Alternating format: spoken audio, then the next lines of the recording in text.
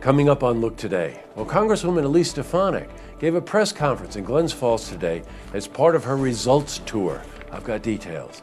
And Saratoga City Council has voted to censure Mayor Joanne Yepsen. I've got some details on that. Plus, we have more on the Saratoga County Fair. It's all ahead on Look Today.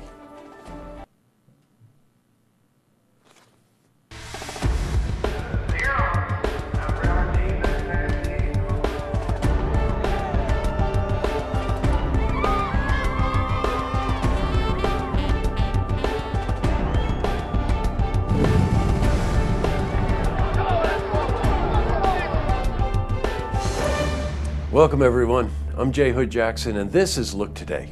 In tonight's program, I sit down with Diane O'Connor. Now, she's the assistant to the president of the Ticonderoga Historical Society. She's here to talk about the rich history of the Hancock House. I also sit down with Paige Durner. She's a marketing manager for the Adirondack Museum in Blue Mountain Lake, and she's here to talk about the Made in the Adirondack Fair that's happening this weekend. Plus, we have your weather for the Tri-North counties, but first, these headline stories. Well, in our lead story, Congresswoman Elise Stefanik made an appearance in Glens Falls today. It's part of her results tour. Her stop in Glens Falls highlighted the Congresswoman's efforts to combat the devastating effects of Lyme disease in our upstate region.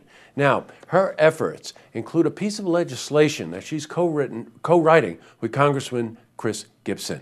Now, the legislation requires the health department to do more research on tick-borne illnesses. Now, that'll benefit health coverage for those affected with this illness. Now, the bipartisan effort is included in the recent health care package that was passed in the House, known as the 21st Century Cures Act. Well, we were at the press conference today where Elise Stefanik spoke. Well, I think we need to continually raise awareness on the importance of prevention when it comes to Lyme disease.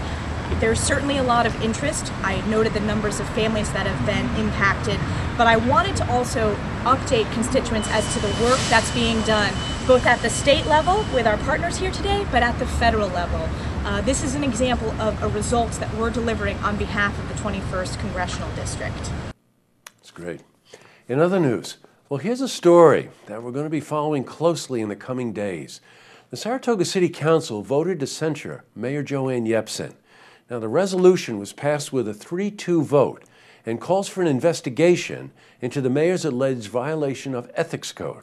Well, Michelle Madigan, the Commissioner of Finance, as well as Skip Scirocco, who's the Commissioner of Public Safety, criticized the mayor for seeking consulting work with the Saratoga Hospital Foundation. Now, this comes at a time when the City Council is considering the hospital's $14 million expansion plan request. Well, Mayor Joanne Yepsen did recuse herself when it was time for a vote. Well, the council is required to cast a supermajority vote as the neighborhoods surrounding the hospital are not in favor of this expansion. So the measure has been postponed numerous times. Well, as you can see, there are many sides to this, and this story keeps developing and gets more complicated. And we're going to conduct interviews with those involved on both sides to give you the complete picture on the issue. And I've got one quick sidebar on this. I've noticed some of the media is already jumping on it to find the controversy in it. Well, I think it's more important that you get the full story.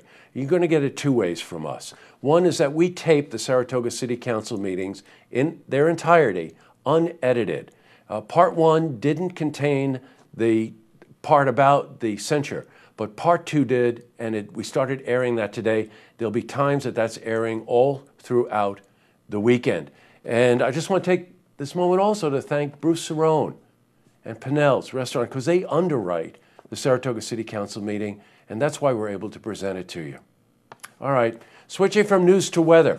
Today was really beautiful, hot, gorgeous. Let's see how the rest of the week is shaping up. For a more detailed look at our weather, we're going to head to the Glens Falls Weather Center for a look at your first forecast.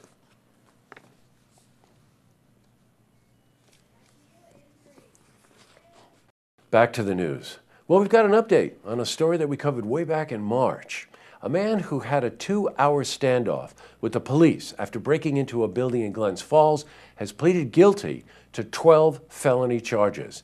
Nathan Evans broke into the Union Square building on Broad Street in the early hours of the morning. Well, he has pleaded guilty to 12 felony charges, and faces up to 11 years in prison. Now, every day this week, as you know, we've been giving you an insightful, fun look into the history and all the exciting things happening at the Saratoga County Fair as we celebrate 175 years, and today is no exception. In 1842, 46 families representing all of Saratoga County joined together to organize the first Saratoga County Fair. For generations, sideshows at county fairs have been an attraction for spectators. Who wouldn't pay 10 cents to see a woman with 4 legs?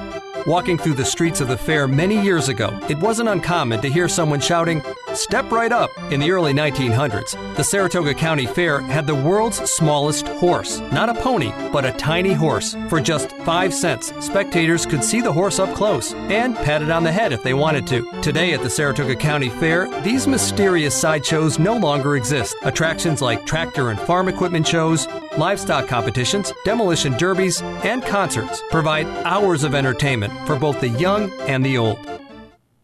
Hey, it's me, I'm back, and let me tell you what's going on tomorrow at the 175th anniversary season of the Saratoga County Fair. I'll start with my most favorite, the pie eating contest and the ice cream eating contest. I will be at both as a participant, so you won't want to miss that. But we have dairy cattle shows going on. We've got 4-H building is just, full of all kinds of things showing off the 4-H, including the new kitchen that we have here that is run all by the 4-H kids, and they're learning how to run a business, so it's really effective, and I've been really enjoying watching them getting into it, from cutting potatoes to serving to using the cash register. We also have a fabulous night of tractor pull. That's going to be very, very much fun. And at 7:30, one of Berkshire's best bands, Whiskey City. So you won't want to miss what's going on at the Saratoga County Fair. Don't you just love her enthusiasm? All week she's been like that. And also all week I've been telling you, you have to go to the fair. I'm serious. I went again. You just have to see it. It is so much fun. Bring the family. Bring the gang. All right, up next, I sit down with Diane O'Connor. She's the assistant to the president of the Ticonderoga Historical Society. She's here to talk about the rich history of the Hancock House. Plus, I also sit down with Paige Durner. She's a marketing manager for the Adirondack Museum in Blue Mountain Lake. She's here to talk about the Made in the Adirondack Fair, which is happening this weekend. But first, if you see news happening, you want to share a story idea, how about join us for an interview? Give us a call on the hotline. The number is 798-8000. Well, that's all the time we have for this edition of Look Today. I've got a couple of lookouts tonight, and they're fun ones. First, last night my wife and I went up to Lake George Village, to Shepherd Park, because after that interview I did with John Stroud of the Lake George Arts Council, I wanted to go up and see Jill Hughes and her band. I hadn't seen Jill in probably 20 years, I think. It was a wonderful reunion. Nice to see you again, Jill. And she smoked it. Few people have the kind of chops that Jill has. So we saw that. We're on our way back to the car. We're standing there waiting for the light. And over at Duffy's, I'm hearing this guy, and he's just covering some of the more intricate, really interesting rock music. So we stood there for a few minutes, and we went over there, and we went upstairs, and I met John Eisenhart. Well, if you know John, then you know exactly what I'm talking about. But if you don't know it, an incredibly accomplished musician who's fun and interesting, and his playlist would rip your head off. Now, he's at Duffy's all summer long, so make sure you stop in and catch John. And last but not least, since we're talking about music, it struck us that John Stroud, the town supervisor, Queensbury, reminded us of somebody. So we were talking about it here, we couldn't figure out. Now, I've known John for the better part of 10 years. And John's really great at what he does, and he's a friend of mine and supports what we do here at Look TV.